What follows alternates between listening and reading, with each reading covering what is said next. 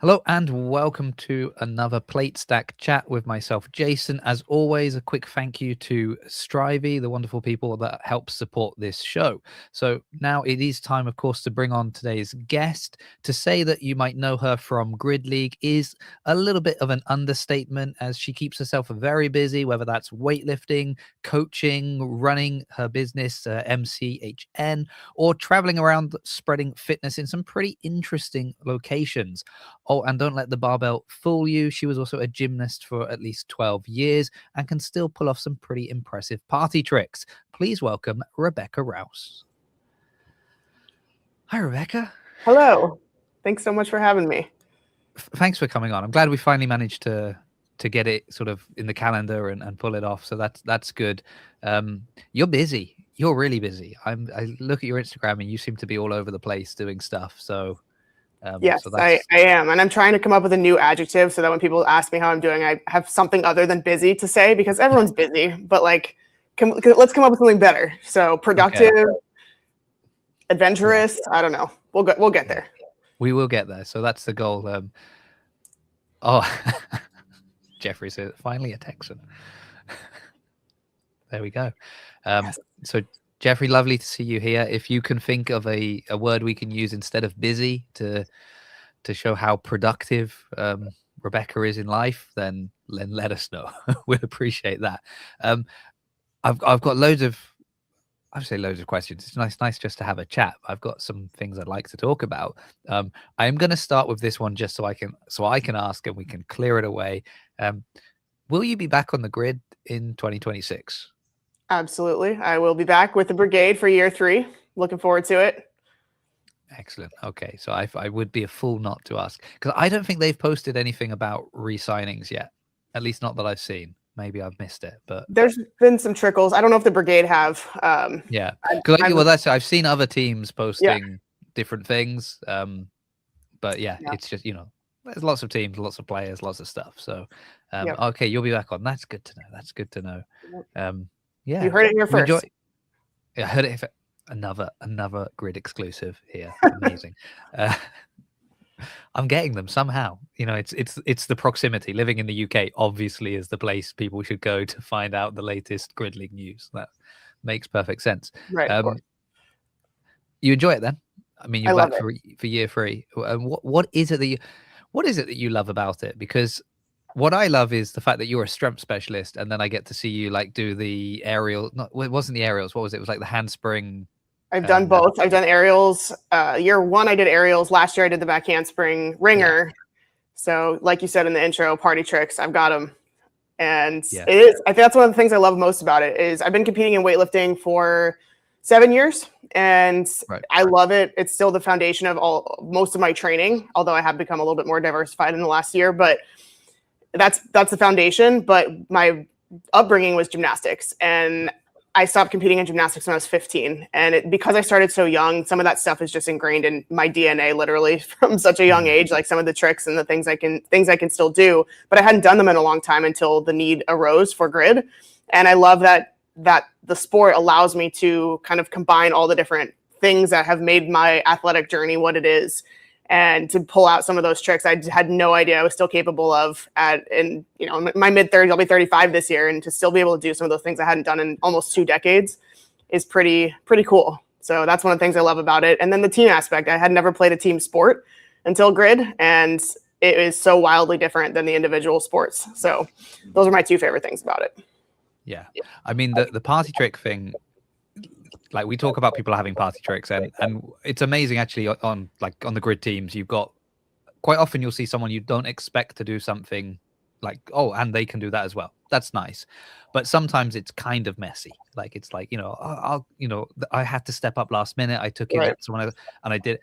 And I remember when I saw you like at the start line to do the handsprings, and I was like, all in my head, all I'm seeing is just clips and clips of you weightlifting. And just like all these amazing, and I'm thinking, what's going on here?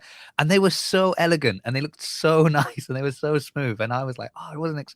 And at that time, I didn't know about your background in gymnastics, but that's the kind of thing I love. It's just sort of, we even though I think I've been in the CrossFit space for so long that I don't generally put people in boxes of like what I think they can do, but still, men, you know, a little bit we do, right? And when you see somebody just, you know, so well done. You also, your weightlifting is like pretty serious as well, right? You've competed at some pretty big comps. You've got some records, if I'm not wrong, but I've competed at the national level. I was on the podium at the national championships in 2024, which, I mean, I can retire happy now. That was my ultimate goal. I never even imagined I would be good enough to compete at the national level. And I got there.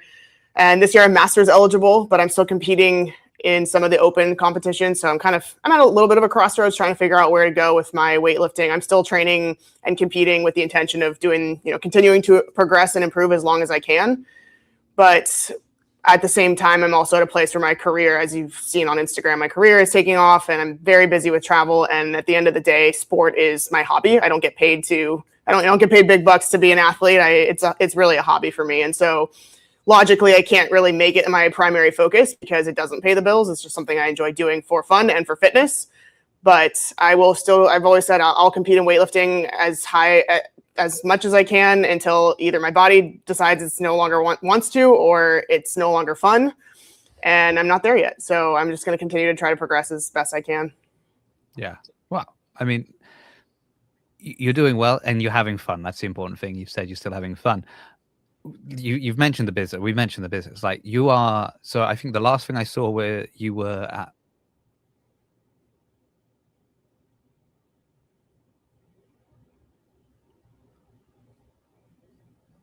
Oh no, I lost you. Okay, I lost you. I lost myself, and then I lost you for a second. We're back. Right. What is going on in the chat?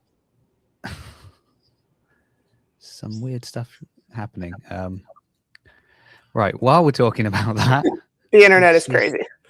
Yeah, never normally on here. So I don't know. I think that they're coming for you. You must know them. I don't know these people. I know Jeffrey. He's the only one I know. I don't know anybody else. Oh. Anyways, we're back. Anyway, we're back.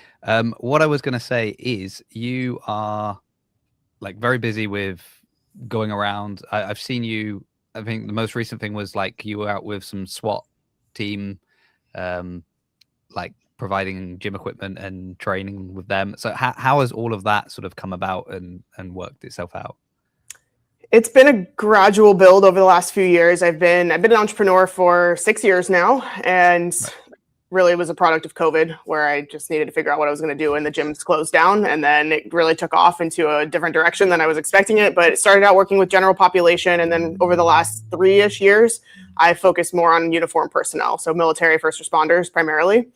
And it's where my passion lies. My husband just retired from 21 years in the Marine Corps.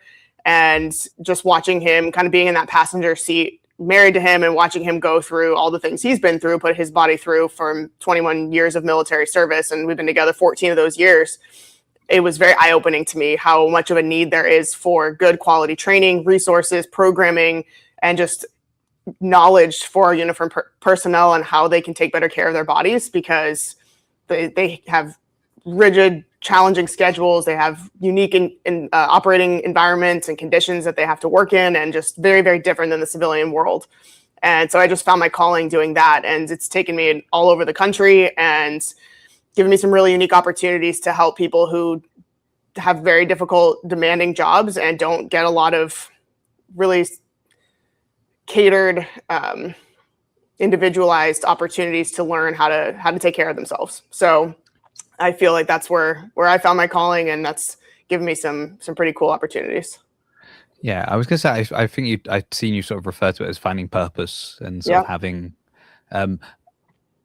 I guess you've competed a lot, and you know from an early age you could be like, and there is always that idea of if you're to be successful in sport, in most endeavors, but particularly in sport, it's quite a selfish pursuit. You've got to put yourself first a lot to prioritize the things you need in order to perform at a certain level.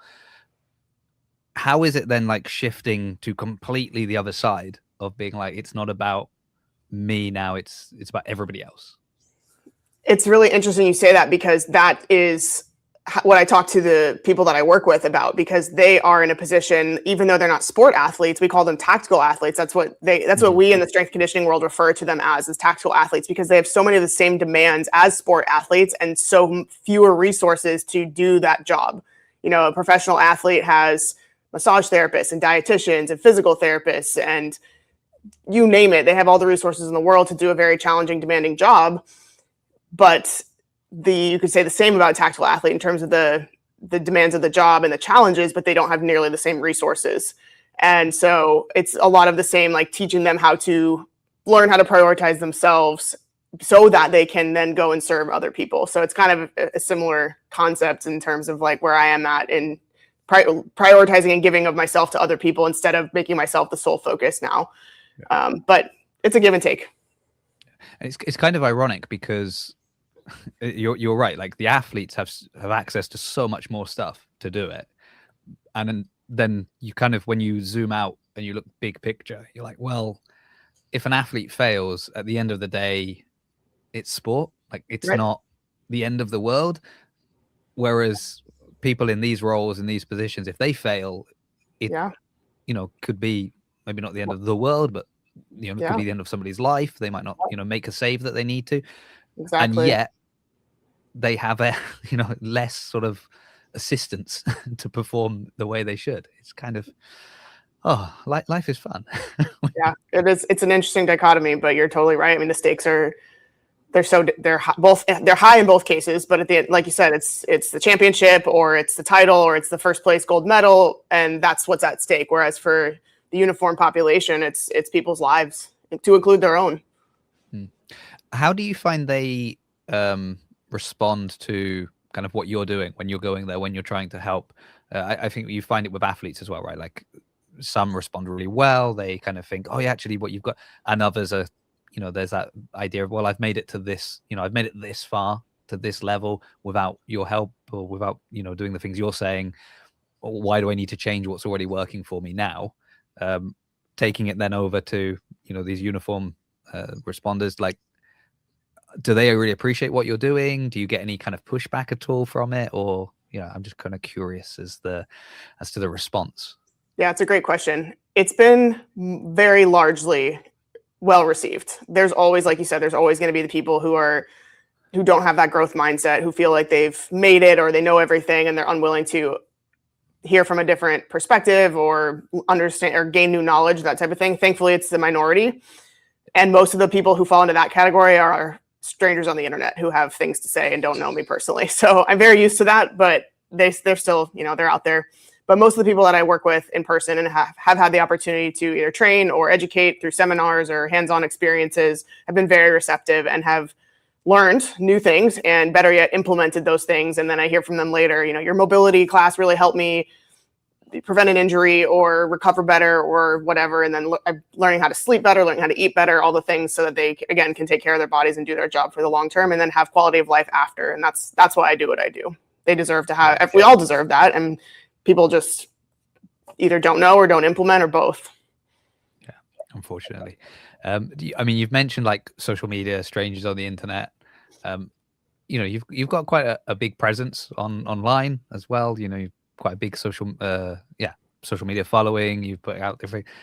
It's great to see. I think there's a great clip of you. I think it's you and your husband chatting, and he asks you, obviously not him asking, but he's reading one of these questions about like, should women lift weights? And I'm guessing that's being in the fitness space the way you are, and then I always find it fascinating because I think like if you're just in the CrossFit space, for example, a lot of that stuff you can ignore it because it's so usual, like to see women lifting weights, women looking a certain way, and it's just and it's so normal, and then everyone you meet kind of within that same space views it the same way, right? And then like for me, obviously because no one's commenting on my on my body or if I'm lifting it, but it's when I kind of see people I maybe know from CrossFit or fitness outside of that setting, and I'm with other people, and I hear maybe some comments they get then, and it's like, oh yeah, not everyone is not everyone is in the fitness mindset of like, no, this is good, this is healthy, this is beneficial for them. I mean, how much of your time is, I guess, like having to not manage that, but like just deflect to this sort of kind of nonsense stuff that you get sent your way? I mean, I get those comments daily, and I pay it no mind. I do not have the capacity, mental bandwidth to give it an ounce of thought or emotional energy. And so for most of the time, if people have comments like you look like a man or you're on steroids or any of the usual accusations that I get, I usually just block them and move on with my day. And every now and then I'll engage back, but those people they've got their mind made up already. Every once in a while, I think I can recall one time where someone accused me of using steroids, and I explained like, no, I've actually been training for 30 years and I've not taken more than a week off in my entire life. And I've been lifting heavy weights and like all my whole, synopsis of how I got to where I am. And they're like, oh, thank you so much for clarifying. That makes sense. I was like, oh my God, I changed someone's mind on the internet. Like, this is a milestone. But very rarely are people going to actually change their minds about once they've made their mind up. So it is what it is. And I just wish that people would understand how hard it is for women to, like, we work really hard to get to where we are. And it doesn't really matter. Like, if people have comments on our bodies, like, that's never going to change. But I want women to feel, and anybody, it's not just for women, but I want people to feel that, feel confident in their own skin and recognize the benefits, and they're not doing it for anybody else. Like, I don't lift weights or want to look this way for anybody else except for myself. This is me and my journey, and everybody's got their own unique journey. And it's a lot of hard work that goes into getting to the place where I am, and same for everybody else who's gotten to wherever they are in their athletic journey. And the people who make those comments are people who 99.9% of the time probably have not put in that amount of work to get to that place. And so they're armchair quarterbacking and have a lot of things to say when they've not walked in our shoes. Yeah. I almost feel like the one person that you can convince is dangerous, because then you suddenly like, oh, maybe there is hope. Maybe I should engage sometimes in these conversations. And then you're right. Like, a lot of people have, they've made them. I mean, I'm like taking it completely out of the fitness world, where it is a very kind of a very personal thing, obviously, because it's someone's commenting on your body or what you're doing or accusing you of taking something. It becomes very personal. But you can just look at like anything and people talking about it on the internet, and you're like, they're not even listening to each other. Like, people will jump in with I can't believe they're doing this, and somebody's trying to explain it, and they're like, no, but and you think, well, hold on, you've not read that they've said, you've not listened to what that person said. Everybody has kind of come in with their own closed mindset and are just 100%. Shouting. Yeah. It's an echo chamber. It is an echo chamber. Jeffrey, yes, I think there's two chats. I think there's one in the like vertical and one on the portrait, because if people are watching it on a TV or a screen, or if they're watching it on their phone, and I don't know what's going on in the chat. It's never happened before. If I can discreetly try and make you a moderator at some point, I will, but it's hard to hold a conversation and be rude and looking over there on the other screen. But we're ignoring the chat unless it's you, Jeffrey, and then we'll address you. Feel free to ask any questions you have to Rebecca. I'm curious how so you did gymnastics for, it was 12 years, right? 12 years. Yep. 12 years. Why did you stop? Why did you move across? Got bored of it, couldn't give it enough time, it was too much? Like, what was the sort of, it's always interesting to hear the reason people have to kind of jump across to something else. So I didn't jump across immediately. If you're referring to becoming a weightlifter, that didn't happen until many years later. But gymnastics is a very demanding sport, and when you start at a young age and you compete at a high level, it becomes your whole life for a child. And I was kind of at a crossroads again back then, where I competed all the way up till going into high school. And then I was also a very avid student, taking all the honors classes, and I wanted to take a lot of AP classes in high school to get credit for, I don't know what they call it in UK, but if that's the same thing or something different, but the classes you can take to take an exam and then get college credit. Right. And I really wanted to focus on academics in high school, and decided at that point that I was most likely going to do that and not continue with competitive gymnastics. And then it was my my 8th grade year, I was going to compete at the California State Championships, and I dislocated my knee like 4 days before the meet.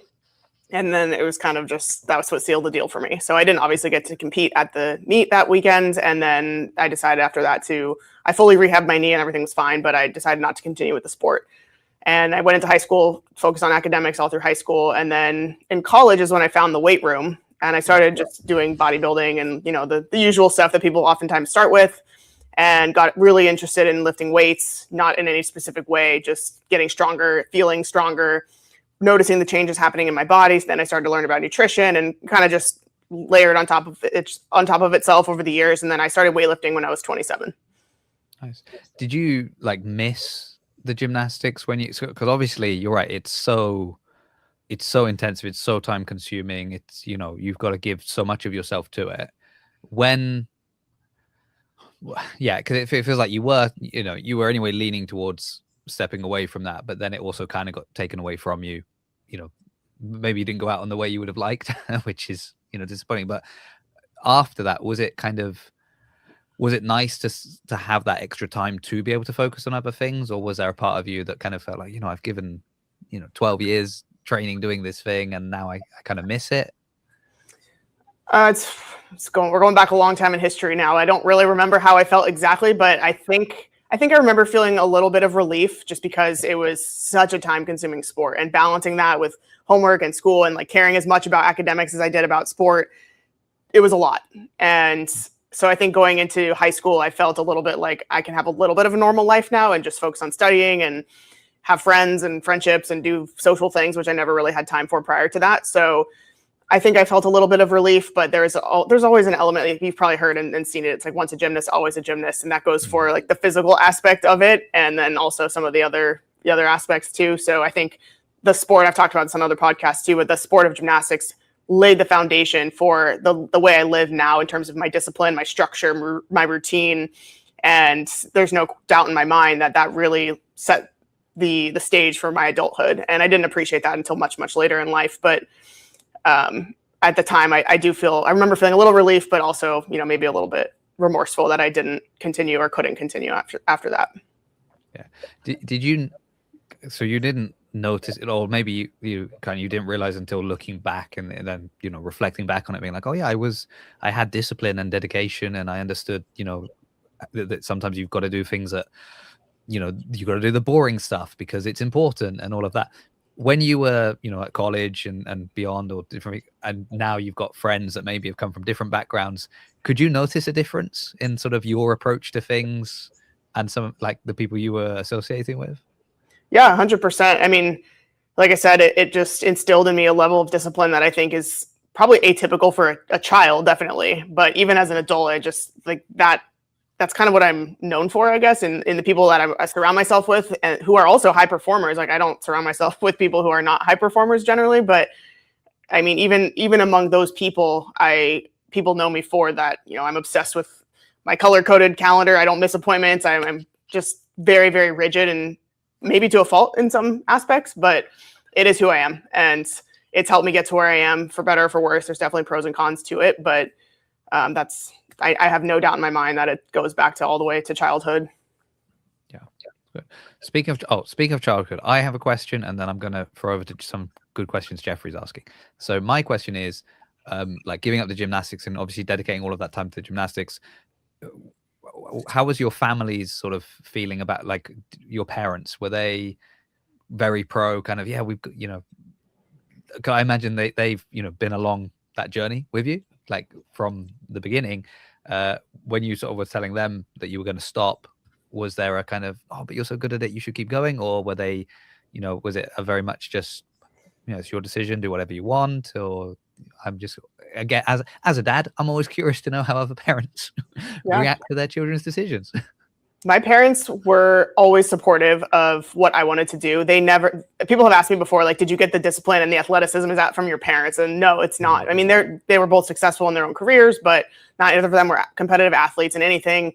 And I think the discipline really, I think it came from gymnastics. They supported my decision to start it, and then supported me all the way through my career, came to all the competitions that they could, filmed them on, the old VCR, on your shoulder video cameras and then DVDs eventually. But yeah, they were very supportive. And then when I decided to not continue and to focus on academics instead, they were equally as supportive of that. And if I had to guess, looking back, I think that they probably were happy that I chose to focus on academics and get into a good school and start college with a semester's worth of credits and all of that. So they never tried to dissuade me or persuade me one way or the other, but they were supportive all the way through.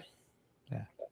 Are you a bit like that? Like, obviously, maybe it's been dialed up to a higher degree because of the gymnastics and other things you've done in life. But do you see kind of that, you know, oh, maybe my mum is this or my dad is like very organized, very kind of, does anyone else in the family have the color-coded calendar, I guess is the question I'm asking. My mom a little bit in terms of her organization and communication, I guess. I got that a little bit from her. My brother and I are wildly different. So right. I don't think, I mean, it's nature versus nurture. I don't know. I think it's probably a little bit of both, but I think I over time developed to realize that just the older I've gotten, I realize like what I need to do to get to where I want to be. And it's become a pretty easy, like, litmus test. Is this helping me get closer to where I want to be? Is this not? And then I make my decisions accordingly. It's pretty cut and dry that way. So it's good. Works seems to be working. Yeah. As you said, with all of this stuff, it's kind of like, you know, it's nice to look at it and analyze it a little bit, but at the end of the day, you're like, well, it's working, so it's what I'm doing. and exactly. I'm happy. Right. First question. So is Rebecca originally from Texas? I am not. I grew up in Southern California. I don't claim that proudly, but it's where I'm from. So I lived there till I was 18. Then I went across the country to college in Maryland, and that's where I met my now husband. And he's as I mentioned before, he was in the military his entire career. So we moved from 2013 until basically this past year. We moved pretty much every 2 to 3 years, and now we're finally settled in Texas for the foreseeable future. Yeah. Happy, enjoying it. Love it. Yeah, love it. Okay. That's if the double header this year is in Texas again. Oh no, well, yeah, it was Texas, right? Last time. Yep, yeah. It was. Yeah. I mean, so, you know, as much as I loved coming out for the championship match, it was fantastic. And it was great to see people like yourself.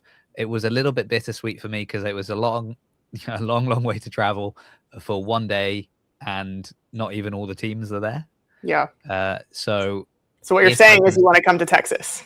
I kind of want to come to the doubleheader, and if it's in Texas again, which, you know, I hear things, that might be the one. So we will welcome you with open arms and cowboy hats. Could you imagine me full suit and then a cowboy hat and the? Absolutely, I could. There's no other way. They will put me back on the live stream if that happens. So that's always good for me. Question about your gymnastics and your weightlifting. Do you feel that your gymnastic background helped with more complex weightlifting in regards to mobility? Absolutely, unequivocally, yes. I think it's a big differentiator. And that is probably just across the board, one of the aspects of athleticism that is often overlooked and oftentimes ignored until it can't be. And when it comes to weightlifting, like, you cannot ignore mobility. It is a prerequisite. You truly cannot do the lifts unless you have adequate ankle mobility, hip mobility, thoracic mobility, shoulder mobility, wrist mobility. Like, you need all of it. And so I do thank gymnastics for giving me that. And also I thank myself for maintaining it, because there was a 12-year gap between when I stopped doing gymnastics and when I started Olympic weightlifting. And I made a promise to myself, because I knew when I was young and constantly training for gymnastics, like, flexibility and mobility is built into that sport.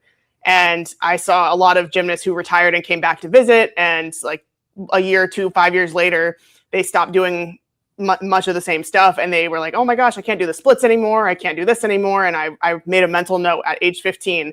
I never wanted to lose the ability to do the splits and to move do handstands and move the way that I can, because it feels so good to be able to move my body in all these ways. And I didn't want getting older to be an excuse or a reason that I lost that capability. And here we are, I'm almost 35, 20 years later, and I can still do pretty much all those things when it comes to flexibility and mobility. And it has helped me so much in weightlifting. Absolutely. Yeah.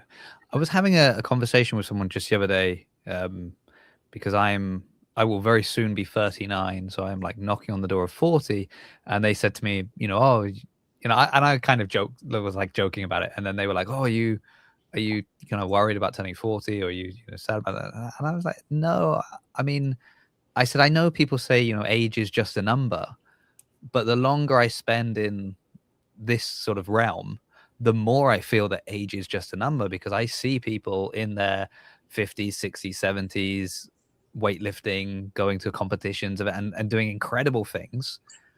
And then you kind of look just out in the world in general, and you'll see someone who, retires at 60 and decides they're just going to sit around for 5 years, and they can't move the same way this 80-year-old can move. So it's like, it's what you've done in those, in those 35 years is the issue, right? It's not that you've been alive for that long. It's what have you done during that time? 100%. So the fact that you can still do splits, you obviously do handstand all the time. I imagine I see, everyone that's within grid and that they're always on their hands at one moment or another. I'm curious to know how you got in. So like going into weightlifting, great. You've mentioned that you found the gym. You found the weight room, and then you kind of built from there. I noticed there is this well, this is why I was gonna say that seems logical to me, because you clearly are analytical and studious. And I think if you find the weight room and you start lifting weights, and then you almost sounded like you were self-diagnosing yourself a little bit, because you're like, and I noticed my muscles were getting bigger, and I saw like if I was doing this was happening, and if I was doing that, so you're kind of almost experimenting on yourself for what works within strength and conditioning. Yep. And if you're a technical person and you've got that analytical mind, Olympic weightlifting is like the logical next step, right? Because that is, how can I lift weights in an efficient way using motion to generate force, to like all of that. You probably understand it way better than I do. But Grid League that seems like it comes out of nowhere. So I'm curious how you then, did they reach out to you? Did you find that? Did you how did that come on your radar in the first place? Yeah, Jess contacted me. So Jess is the captain of the brigade, and she reached out to me. I love the story too. Yes, she is. She is. She reached out to me March of 2020. What was my first season? 24. And you're checking on your watch for the date. What year is it?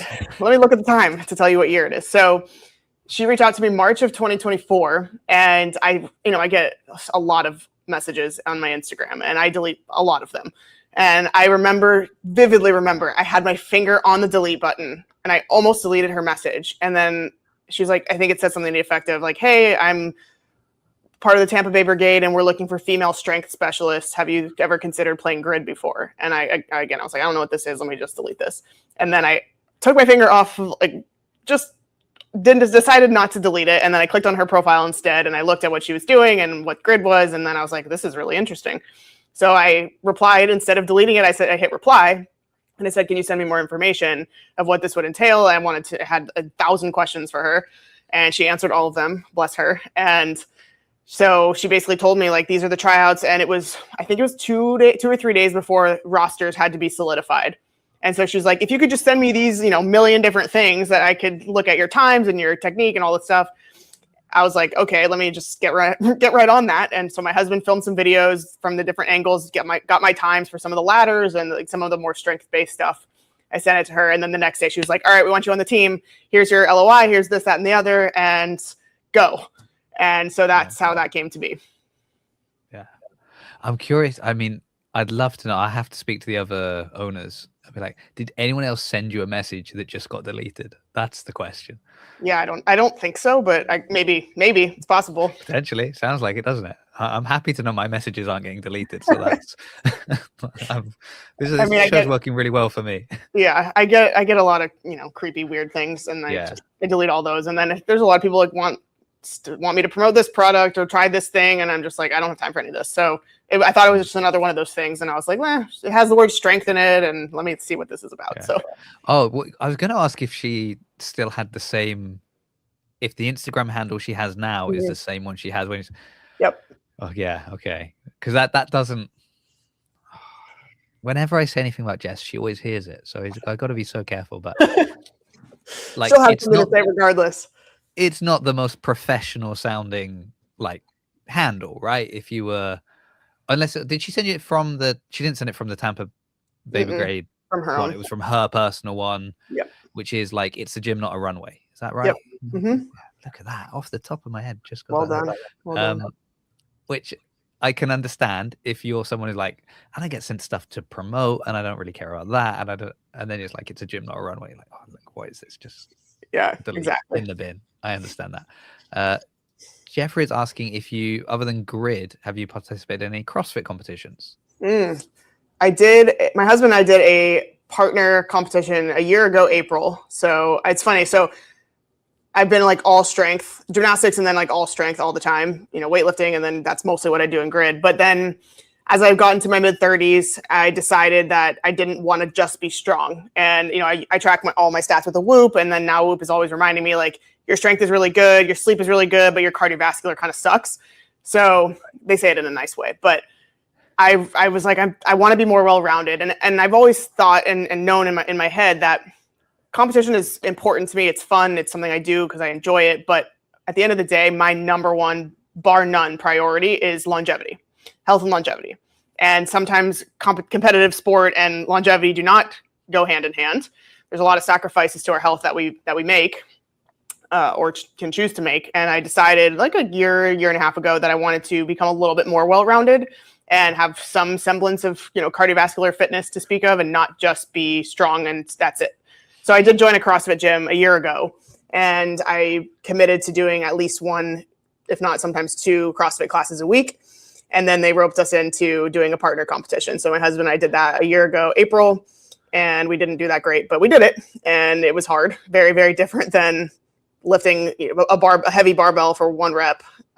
This was, a lot of different movements and a lot more cardiovascular than I'm used to. So that was that. And then I just agreed to, like a couple days ago, my grid teammates, there's a competition. There's a lot of CrossFit competitions in Tampa and that's what the brigade are. And two of my brigade female teammates were part of teams and both of them had players back out for a female trio. And so they decided to join forces and then asked in the brigade chat if any of the other females wanted to be their third. And I basically got voluntold that I should do it. And so it's one utility player, one body weight, and then I'm the strength. So it kind of, if you put us all together, we are pretty well-rounded. So who have you got on the team? Marissa and Kayla. Okay. We're going to do the Masters, which makes me feel a little bit better. So I have no idea what I'm getting myself into, but that is going to be in April, early April. So I'll be going out to Tampa and competing with them for that. Excellent, so we'll see how that goes. It's funny because do you know the name of the comp? WOD Wars. WOD Wars. Okay. Oh, Jeffrey. I wonder if Jeff's going to be like judging or something. Yeah, maybe. I've got a competition this Sunday, and I famously do not compete. It's like been my catchphrase for the last sort of 5 or so years of around all the athletes I know and all the kind of CrossFit competitions I go to, and that is that I do not compete. So, and I remember the owner of the box calling me out on that and being like, well, you do the Open every year. And I'm like, well, the Open I don't view the Open as a competition because I have no, like the place I will finish on the Open leaderboard, it's not a competition. It's a community event. I do it to be a part of the box and to, cheer people on and so on and so forth. So that's why I do that. But I have gone to this event for the last couple of times they've run it. And it's an adaptive, like one adaptive athlete and one able-bodied athlete pairs competition. Oh, cool. It's really nice. I've always enjoyed being there because I've seen I go to quite a few comps in the UK and you recognize not like the elite athletes, but even just those that like quite regularly go to competitions and just like to have fun. So I know a lot of faces. I kind of recognize people. And I went the first time I went there, I was like, oh, I don't know. Like, I don't recognize hardly anybody that's competing. And I was talking to them as I do. And it was things like, oh yeah, my wife's in a wheelchair and this is the only competition we can ever do partnered up. And so that's why I don't normally compete, but I'm doing it. So I was like, oh, that's really cool. That's so they've got their biggest ever one in now Sunday. And I'd agreed months and months and months ago that I would be there to do media and, you know, my usual stuff. And I think in October they messaged me and were like, hey, if we gave you a partner, would you actually do the competition? And I've already said I'm there, so I can't like, oh, I'm busy, oh, I'm sorry, no, I won't be available. So I had to say yes. And yeah, that's this Sunday. So I'm How are you feeling? Well, today what was good is I went to the box this morning, and also I do the class. For the last like 9-10 years I've been going there and I just do the class. That's all I do. And so that's not changing this week. But I went, and the class today, it was a repeat of an open workout from 2011 that was squat clean, a clean and then a shoulder to overhead, but probably a kind of a push jerk, an AMRAP 5 minutes. So how many you could do. Then we had a 5-minute break, and then 10 minutes to find a 1 rep max clean and jerk, which and they would like explain, you know, about the whiteboard being like, and this is really good because it's you know, you're going to be fatigued, so this is about, can you, you know, trying to find a 1 rep max under fatigue. Well, the 4th workout of the event, the final workout, is going to be 1 rep max clean and jerk. So I was like, oh, this is pretty good to see, you know, how does it feel when I am fatigued and trying to do it. So that was good. I haven't had a drop of alcohol since October. Like from the time they told me I had to compete, I was like, okay, then let's not drink anything. I've been pretty good with my eating. Sleep as well is something I've been working on. Not tonight, obviously, but generally I've been trying to sleep better. So we'll see. But I don't know. I don't compete, Rebecca. I don't compete. That's the thing. Well, I don't. You're gonna have to change your language because you do this weekend. Yeah, it's. I think more than anything, it's like nutrition and stuff like that, where I don't really know. Like, I don't know what to eat in the morning. I don't know what kind of food to take with me because I'm not used to doing multiple workouts in a day like that. I did do I've done one event, but it wasn't an event. It was very much a charity. It was like a charity throwdown at the box. It was for a really good cause, and I did that, and it was like 3 very small workouts, and you know, and I did the triathlon, which was one of the most horrific experiences of my life. What does that entail? So it was, I can't remember if it was, I want to say if it was an hour or 2 hours on each. So there was 3 stations. It was a C2 bike, the assault runner, and a ski erg. And you were a team of 6, and it was max distance. And you had like, was it 2 hours on each machine? And you were basically like, so when we signed up for it, we were like, oh, that's fine. You know, you'll do like 15 minutes and then swap with someone else and this and that. And then people go, no. The way you have to basically sprint and then be like rolling through these 6 people. So you're doing maybe 1 minute sprints and just changing out every sort of 6 minutes. And we did the bike first, which was pretty bad. And then people started cramping.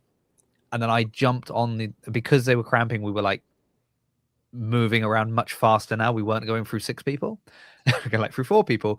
And I remember my legs just started to feel like it was about to cramp. And I jumped on the runner. And when I got off the runner, I just like collapsed to the floor, and I couldn't bend my knee. It was just so like, yeah. And then yeah. And I was doing everything. I was making sure I was having plenty of salt and electrolytes and everything that people told me I should do, I'd done.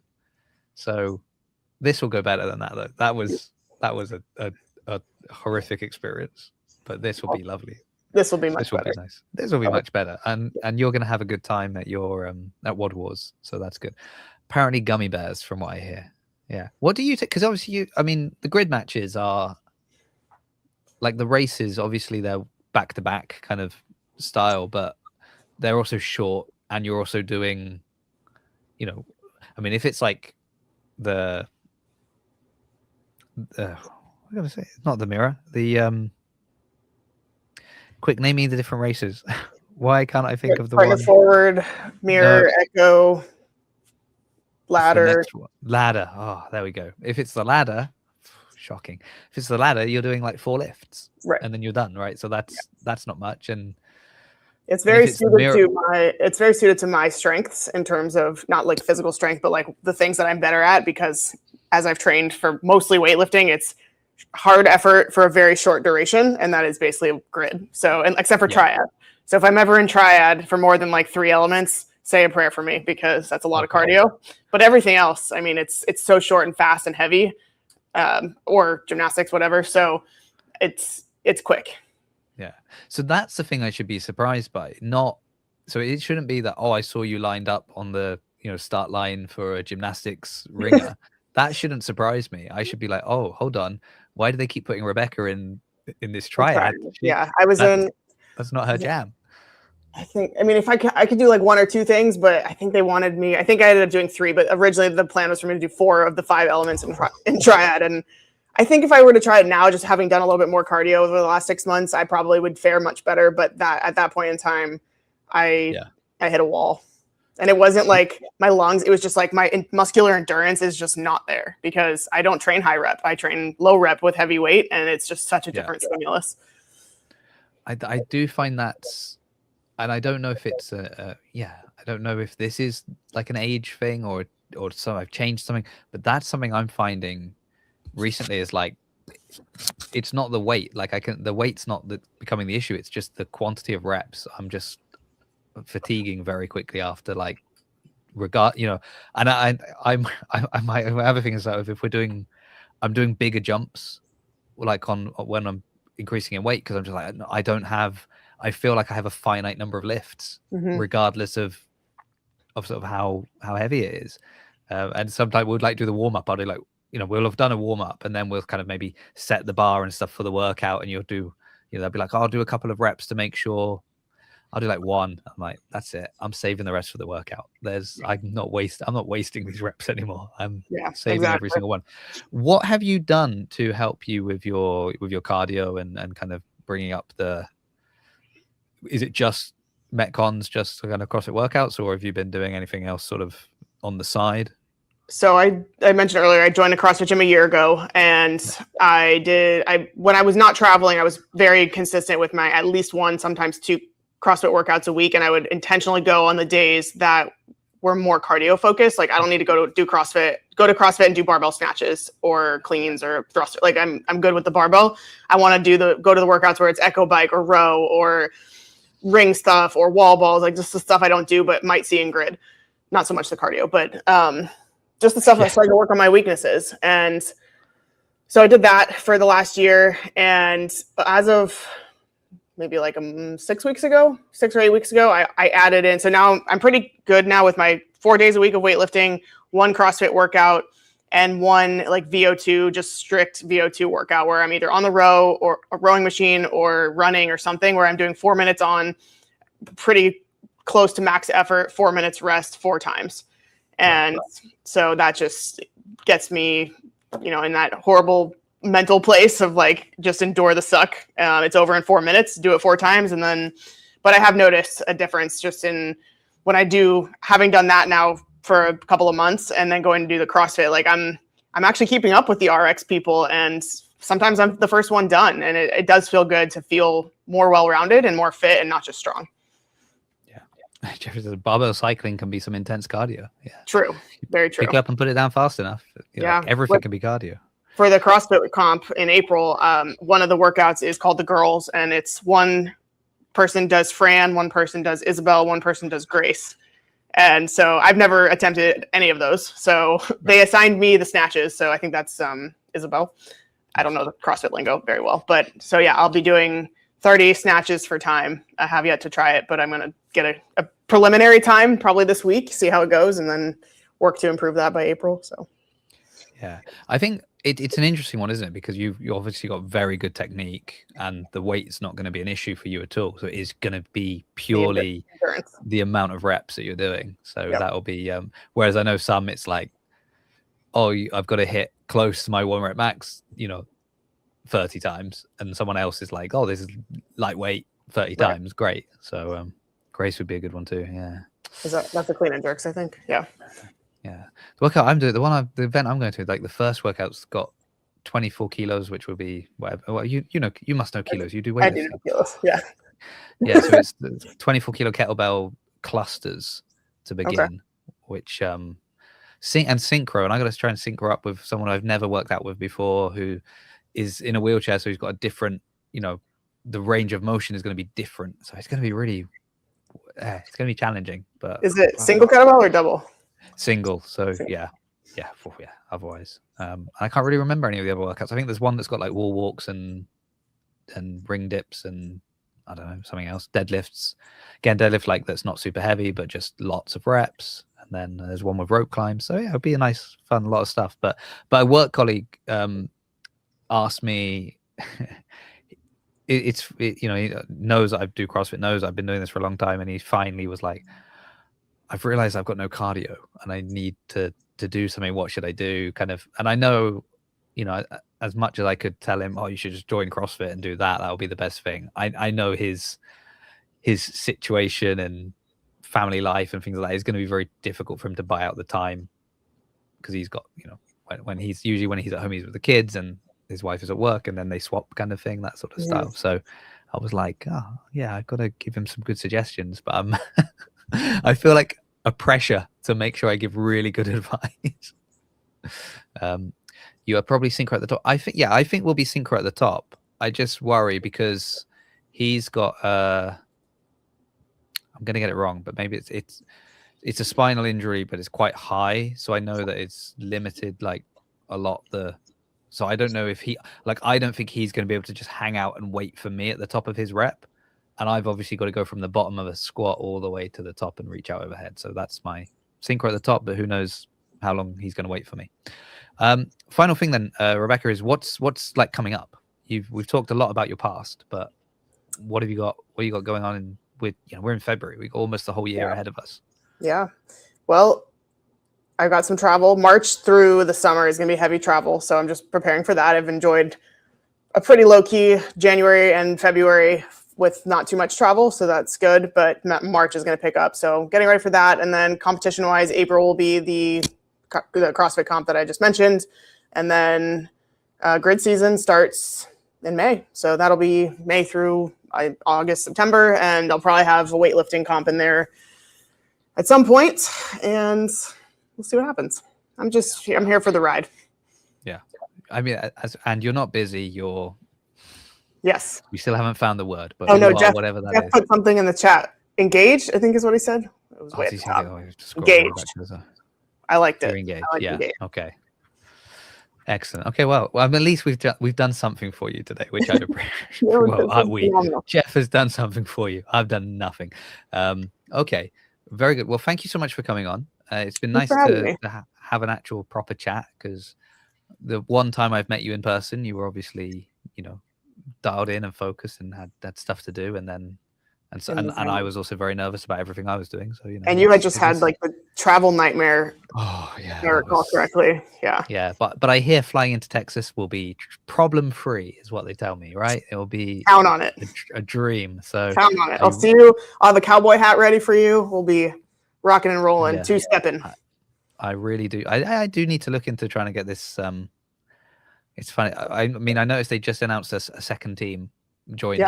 Yeah. And I've been asking every single person that was involved with. I mean, there must be another team, right? There has to be. We've got an odd number of teams. It doesn't work. There must be another team. I don't know anything about it. And now finally. Yeah, they did a good job keeping it under wraps, because I had no clue. I don't think anybody on my team had a clue until they announced it.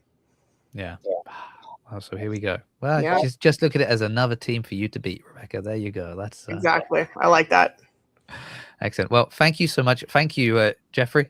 You've been very useful today. We appreciate that.